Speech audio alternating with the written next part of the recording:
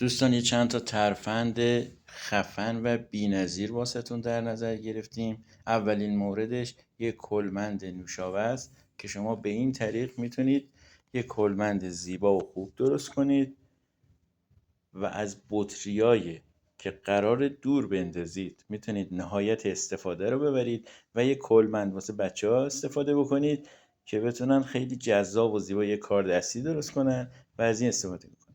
دومین ترفند جدا کردن زرده تخم مرغ از سفیدشه که با یه بطری نوشابه به راحتی این کار انجام میشه. سومین ترفند از پاکت های شیریه که دور میخواید بندازید و میتونید با این ترفند فوق العاده زیبا یه کاردستی فوق العاده شیک درست کنید و واسه بچه ها اگه کاردستی میخوان از این ترفند و از این ایده استفاده بکنید که نمره های خوبی میتونن بگیرن و خیلی هم جذابه. دوستان یه ایده خیلی جالبیه که میتونید تخم مرغاتون رو به صورت فیروزه‌ای درست کنید. از گل کلم بنفش و سرکه و آب میتونید یک تخم مرغ فوق‌العاده زیبا واسه شب عید به صورت فیروزه‌ای درست کنید و به معرض نمایش بذارید. خیلی جالب بود، استفاده بکنید و واسه دوستاتون هم بفرستید. ممنون از خانمی که این تخم مرغ رو درست کرد. از یه قوطی نوشابه نصفش میکنید، داخلش پنبه میذارید و این قوطی رو از نصف دیگه به هم وصل میکنید و داخلش رو با دریل سوراخ میکنید. یه مقدار الکل داخل این میریزید که روی پنبه آغشته بشه و با یک کبریت یک اجاق گاز شیک و فوق‌العاده واسه خودتون درست میکنید. این هم یه ترفند فوق‌العاده عالی.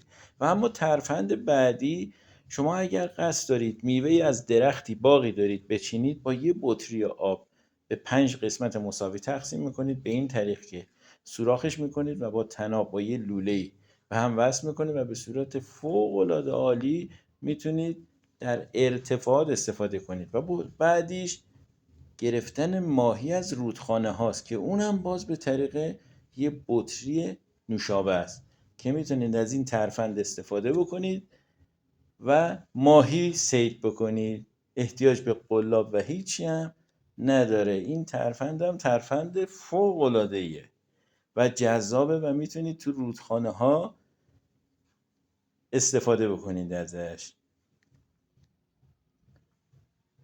و اما ترفند بعدی استفاده از چسب حرارتیه که اگر شما چسب حرارتی مشکلی داشتید که حتی سوکتاتون مشکلی داشت یا کلید، میتونید از چسب حرارتی استفاده بکنید و از این ترفند بهره ببرید.